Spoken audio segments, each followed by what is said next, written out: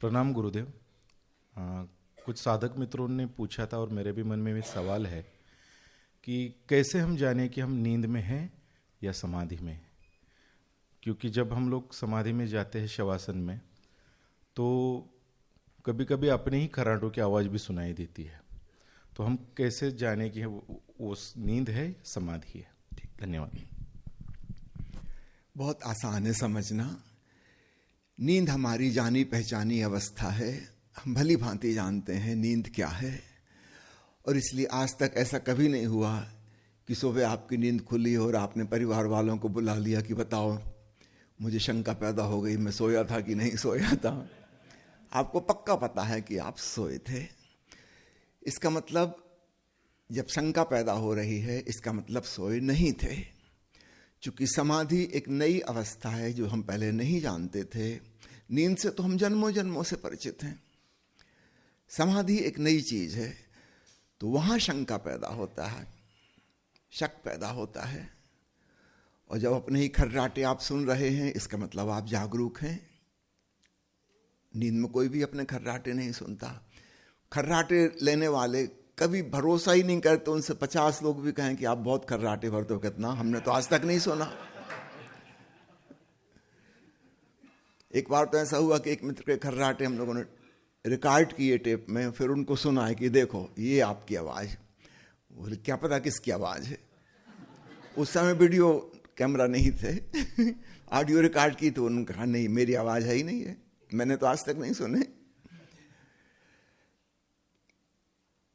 नींद में खर्राटे सुनाई नहीं देते, या अगर सुनाई देंगे तो लास्ट मोमेंट के, जब नींद टूटने ही वाली थी।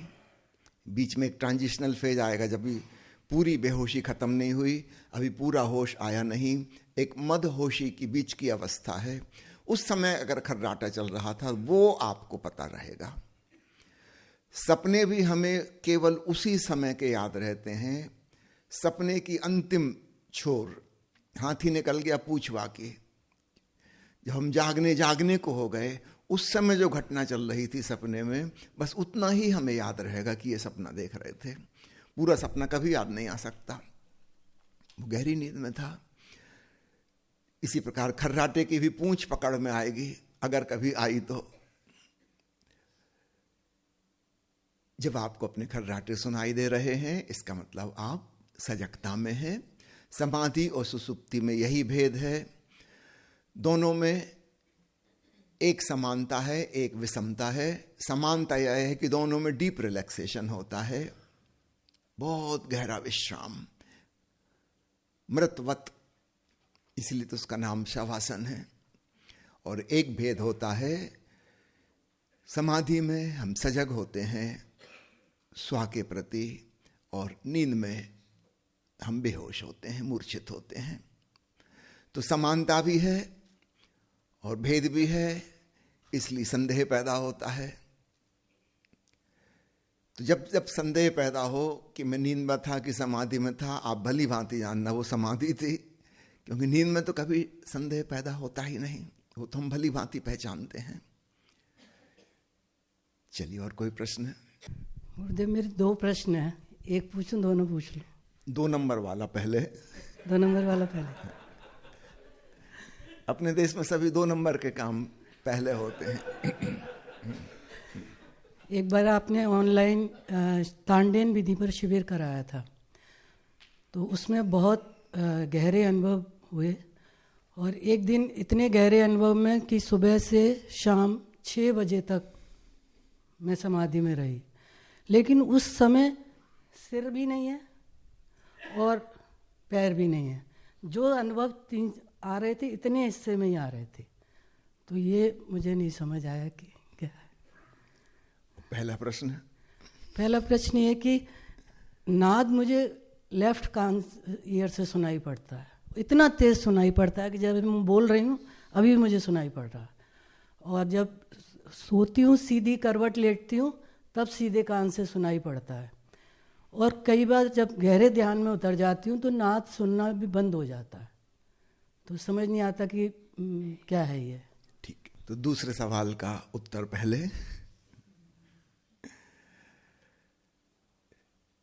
जहां हम अपनी चेतना को केंद्रित करेंगे उसका पता चलता है, अन्य जगह से हमारी चेतना हट जाती है। जैसे हम एक बहुत बड़े कक्ष में पहुंचे टार्च लेके, तो टार्च का जहां फोकस है उतना एरिया हमें दिखाई देगा, बाकी के में अंधेरा होगा। तो ठीक ऐसे ही जब तांडेन विधि कर रहे हैं, केवल आती जाती श्वास का प्रवाह महसूस कर रहे हैं, छूटती सांस पर हल्का सा जोर है, तो सिर्फ धड़ का हिस्सा नाक से लेके नाभि तक हवा जा रही है, आ रही है, केवल उतने का ही पता चल रहा है। ऊपर का हिस्सा भी गायब हो गया, नीचे का भी हिस्सा गायब हो गया।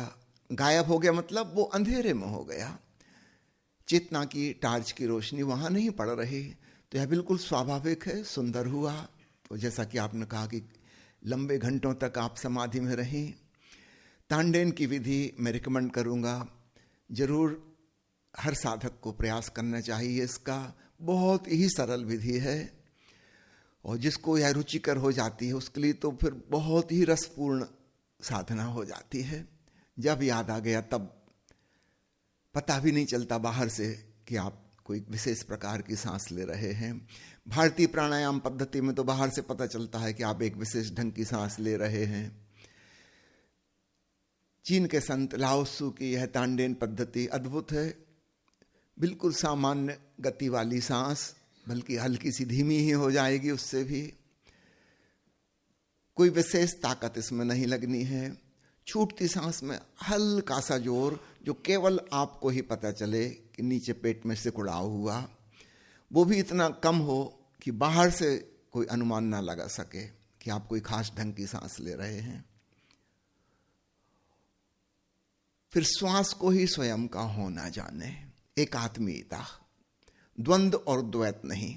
भारतीय साधना प्रणाली में हमेशा दृष्टा और साक्षी होने को कहा जाता है, फिर वो स्टेप 1 हो जाती है। बाद में जब आप दृष्टा में रम जाएंगे तब कहा जाएगा कि अब इसके संग एकात्म हो जाओ।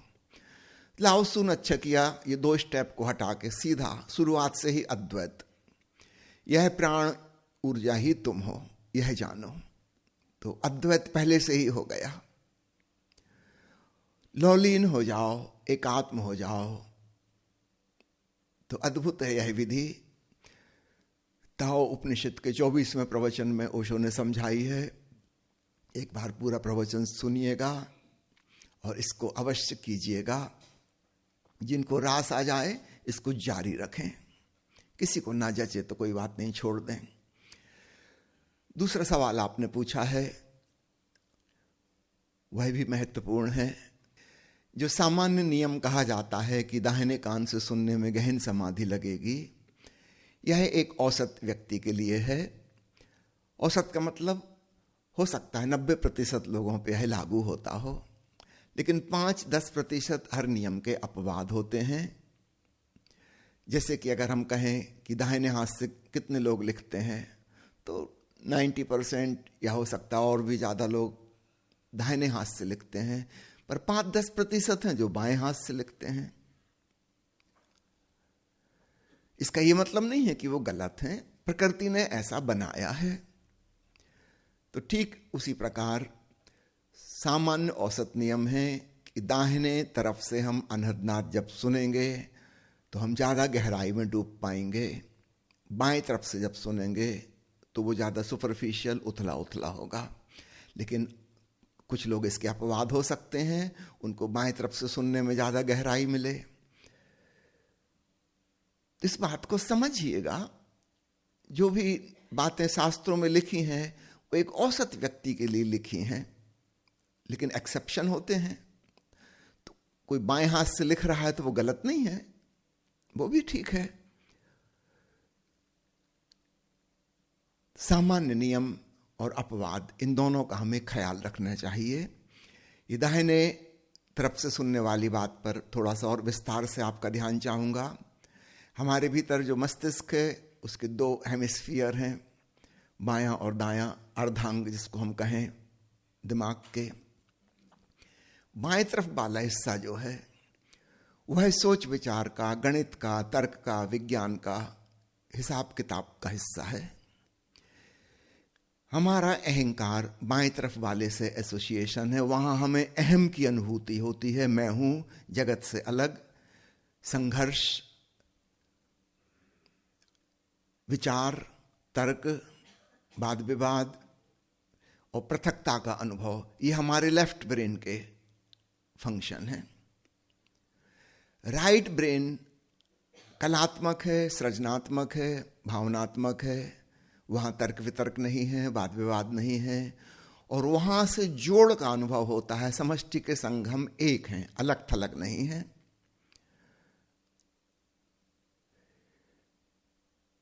पुरानी भाषा में जिसको दिमाग और दिल, मस्तिष्क और हृदय कहते हैं, आप उसे ऐसा समझिए कि लेफ्ट ब्रेन जो है वो हमारा मस्तिष्क है, अर्थात विचारों का केंद्र है, और राइट ब्रेन हमारा हृदय है, भावना का केंद्र है। तो योग की अनुभूति, जोड़ की अनुभूति, अद्वैत की अनुभूति राइट साइड से होगी। वहां अहम भाव नहीं है, वहां विचार नहीं है, संघर्ष की भावना नहीं है, गहन प्रीति है और समष्टि के संग जोड़ मौजूद है। और लेफ्ट साइड में हम पृथक हैं, अलग हैं, एक व्यक्ति के रूप में हैं और सारी दुनिया हमसे भिन्न है। ये दोनों ही चीजें जरूरी हैं और दोनों हमारे भीतर हैं। हमारे शरीर के जो अंग हैं, गर्दन के नीचे वाले, वो उल्टे साइड के मस्तिष्क से जुड़े हुए हैं। तो अधिकांश लोग जो राइट हैंड से लिखते हैं उनका लेफ्ट ब्रेन ज़्यादा एक्टिव है, सोच विचार वाला, गणितीय बुद्धि, तर्क क्षमता। अधिकांश कवि, चित्रकार, संगीतकार, उनका ठीक उल्टा होता है, लेफ्ट हैंडर होते हैं वो, और दाहिने मस्तिष्क से जुड़े होते हैं। बाएं मस्तिष्क में समय की अनुभूति है, दाहिने मस्तिष्क में टाइम कॉन्शसनेस नहीं है। इस भेद को भी याद रखिएगा। स्त्रियां जो कि ज्यादा हृदय प्रधान हैं, उनके भीतर सेंस ऑफ टाइम नहीं है। वो पति पत्नी के बीच में अक्सर एक संघर्ष इसी वजह से पैदा हो जाता है। पति हार्न बजा रहा, कार में बैठा, पत्नी खिड़की में से बार बार निकल कह रही, आ रही हूं 1 मिनट में, घंटे भर से कह रही हूं 1 मिनट में आई, अभी श्रृंगार कर रही हैं, बस 1 मिनट और। वो पति झुंझला रहा है कि इसको बोलने में शर्म नहीं आती, 1 घंटे से भर कह रही हूं 1 मिनट में आई। पुरुष का समय बोध अलग है, वो लेफ्ट ब्रेन में ज्यादा जी रहा है। महिलाओं का समय बोध वैसा नहीं है। प्रकृति ने ये भेद निर्मित किए हैं, कोई ज्यादा हृदय केंद्रित है, कोई ज्यादा विचार केंद्रित है। कुल मिला के बैलेंस, एक संतुलन प्रकृति में बनता है। तो कोई इसमें गलत सही नहीं कह रहा हूं मैं, लेकिन ऐसा भेद है और हर व्यक्ति के भीतर भी यह भेद है छोटे मोटे रूप में। तो हमारे शरीर के गर्दन से निचले वाले हिस्से अपोजिट साइड के शरीर के अंग से जुड़े होते हैं। नीचे से जो नर्व्स आती हैं स्पाइनल कार्ड में होके गर्दन से गुजरते हुए वो क्रॉस कर जाती हैं। 90% नर्व दूसरी तरफ चली जाती हैं, 10% उसी साइड में रहती हैं। सिर की स्थिति अलग है। जो क्रेनियल नर्व्स हैं,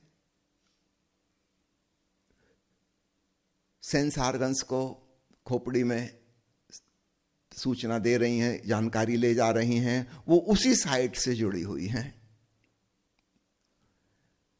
आंख को छोड़कर, आंख एक अपवाद है। आंख में आधी नर्व क्रॉस करके उल्टी साइड में चली जाती हैं, आधी उसी साइड में रहती हैं, 50-50%।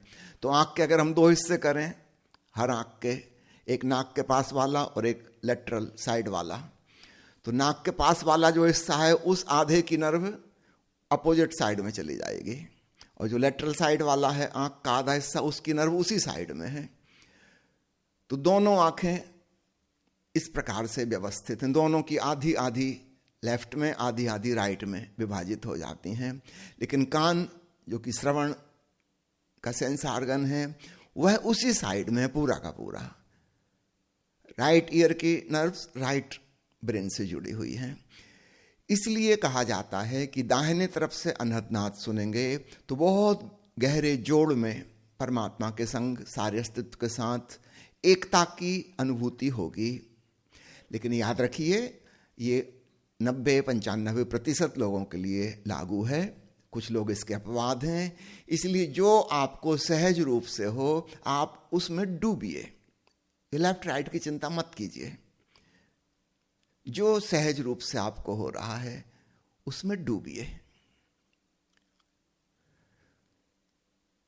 इस संदर्भ में मैं चर्चा करना चाहूंगा अमेरिका की एक डॉक्टर जो कि मेडिकल कॉलेज में एनाटॉमी की प्रोफेसर थी और विशेषकर ब्रेन एनाटॉमी की सुपर स्पेशलिस्ट थी। वो संयोग की बात उसको खुद लकवा लग गया, लेकिन ये जो पैरालिसिस हुआ ये एकदम से 1 सेकंड में ना होके धीरे धीरे करीब 15 मिनट में हुआ। उस समय वो अपने स्नान गृह में स्नान कर रही थी। उसको लगा कि कुछ अजीब हो रहा है, तो खून का कोई छोटा सा थक्का आया है उसके लेफ्ट साइड के ब्रेन में। उस समय तो उसको नहीं पता था कि क्या हो रहा है, पर उसको लगा कुछ चक्कर आ रहा है, बैलेंस बिगड़ रहा है। तो उसने दीवार पकड़ ली कि कहीं गिर ना जाऊं। एक विचित्र अनुभूति हुई उसको। अब उसके लेफ्ट ब्रेन धीरे धीरे काम करना बंद कर रहा है, राइट ब्रेन सही सलामत है। उसको लगा कि दीवार के साथ उसका हाथ एक है और पैर जमीन के संग एक हैं। उसको लगा कि मैं अलग हूं ही नहीं, जैसे पूरा अस्तित्व में ही हूं। एक विचित्र अनुभूति हुई, क्योंकि सोच विचार बंद हो गए, तर्क खत्म हो गए, शब्द खत्म हो गए। हम निर्विचार स्थिति में जाने के लिए कितने प्रयोग करते हैं। वो संयोग से निर्विचार अवस्था में पहुंच गई। लेफ्ट ब्रेन ने काम करना धीरे धीरे बंद किया, लेकिन एकदम से पूरी बेहोश नहीं हुई। इसमें 15 मिनट लगे। वो धीरे से बाथरूम से निकल के बाहर आई। फिर उसने सोचा कि हॉस्पिटल फोन कर दूं, क्या हो रहा है समझ नहीं आ रहा। अब जब वो फोन करने बैठी, उस समय वो डायल वाले फोन हुआ करते थे, तो वो नंबर तो उसको याद नहीं आ रहे, क्योंकि नंबर तो लेफ्ट ब्रेन में होते हैं, गणित। लेकिन चित्रात्मक पिक्चोरियल नंबर समझ में आ रहे हैं। तो उसके हॉस्पिटल का लेटर पैड रखा हुआ है, तो उसमें चित्र देख के कि ऐसा 8 शब्द उसको याद नहीं आ रहा, पर चित्र देख के उसने नंबर घुमाया। तो जो जो नंबर लिखे थे फोन नंबर, उसने चित्र देख देख के घुमा दिए। यहां तक उसको थोड़ा होश था। जब वहां किसी ने फोन उठाया तो उसकी बात इसको कुछ समझ में ना आए कि वो क्या कह रहा, क्योंकि ये तो भाषा खत्म हो गई, इसके भीतर शब्दों का कोई अर्थ नहीं। और ये सोच रही है कि मैं कुछ कह रही हूं, लेकिन इसके गले से जो आवाज निकल रही थी वो ऐसी थी जैसे कोई छोटा बच्चा आवाज निकालता है, बिना अर्थ वाले शब्द नहीं कहें, ध्वनि कह लें बस। तो वहां उसका असिस्टेंट ने जो फोन उठाया वो घबरा गया कि मैडम को क्या हो गया, कैसी आवाज आ रही है। आवाज तो पहचान गया कि मैडम की है। तो वो लोग भागे भागे एम्बुलेंस लेके आए। तब तक ये बेहोश हो गई थी। चूंकि अमेरिका में और चूंकि मेडिकल कॉलेज की हेड ऑफ द डिपार्टमेंट थी वो अपने विभाग की, उनको बेस्ट ट्रीटमेंट मिला। अन्य जगह कहीं होती तो ऐसा संभव नहीं था। वो 6-7 साल तक जिंदा रही बेहोशी की अवस्था में।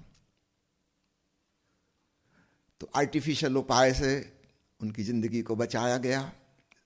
अन्य कोई भी होता तो स्वाभाविक रूप से मृत्यु हो जाती, बच नहीं सकते थे। उनके लिए बहुत ही विशिष्ट इंतजाम किए गए, वो बच गई। जब कई सालों बाद होश आया, वापस लेफ्ट ब्रेन में खून जाना शुरू हुआ और धीरे धीरे रिकवरी हुई, तब उन्होंने वो सारी बातें बताई कि उनको क्या हुआ था।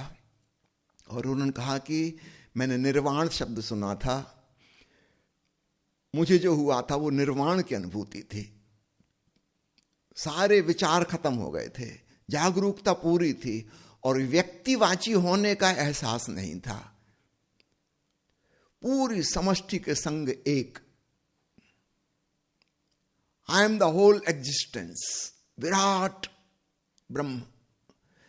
उनका कि मैंने ये शब्द सुने थे, पढ़े थे किताबों में, लेकिन पहली बार इनका अनुभव हुआ और फिर उनका लेफ्ट ब्रेन भी काम करने लगा, लेकिन अब उनके पास ये क्षमता थी कि वो जब चाहें तो अपने भाषा, विचार, गणित वाले ब्रेन का उपयोग करें और जब चाहें तो शिफ्ट हो जाएं राइट साइड में और परमानंद का, निर्वाण का एहसास करें। फिर हॉस्पिटल से जब वो डिस्चार्ज हुई, वापस अपनी जॉब भी करने लगी, पढ़ाने का काम, वो सब उनका लेफ्ट ब्रेन वापस दोबारा काम करने लगा। लेकिन अब उनके पास ये क्षमता है, वो जब चाहें तो लेफ्ट साइड में आ जाएं, चाहें तो राइट साइड में चली जाएं। ऑन ऑफ का स्विच उनके पास है। तो जब ऑफिशियल कुछ काम करना है, कॉलेज में पढ़ाना है, तो उसमें मेमोरी चाहिए, शब्द चाहिए, भाषा चाहिए, तो उनका वो ब्रेन भी पूरा काम करता है। और जहाँ छुट्टी हुई, परमानंद की अवस्था में, ब्रह्मानंद में लीन हो जाती हैं। फिर उन्होंने टीवी पे इंटरव्यू देना शुरू किया और ये बात सबको बतानी शुरू की कि किस प्रकार मुझे निर्वाण का अनुभव एक बीमारी की वजह से हुआ।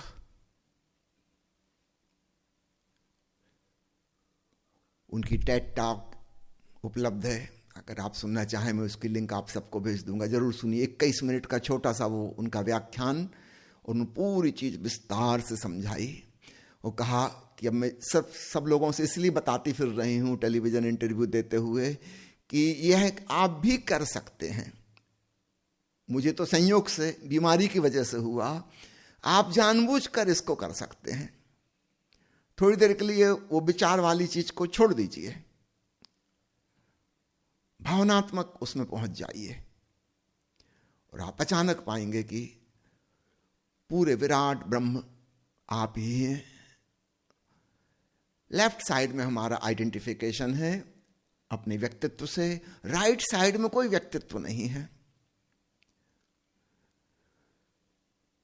भगवान कृष्ण जब गीता में कहते हैं कि सब प्राणियों के भीतर उनके हृदय में मैं मौजूद हूं, यहां पे याद रखना है हृदय का तात्पर्य ये एनाटॉमिकल हार्ट नहीं जो खून पंप कर रहा है।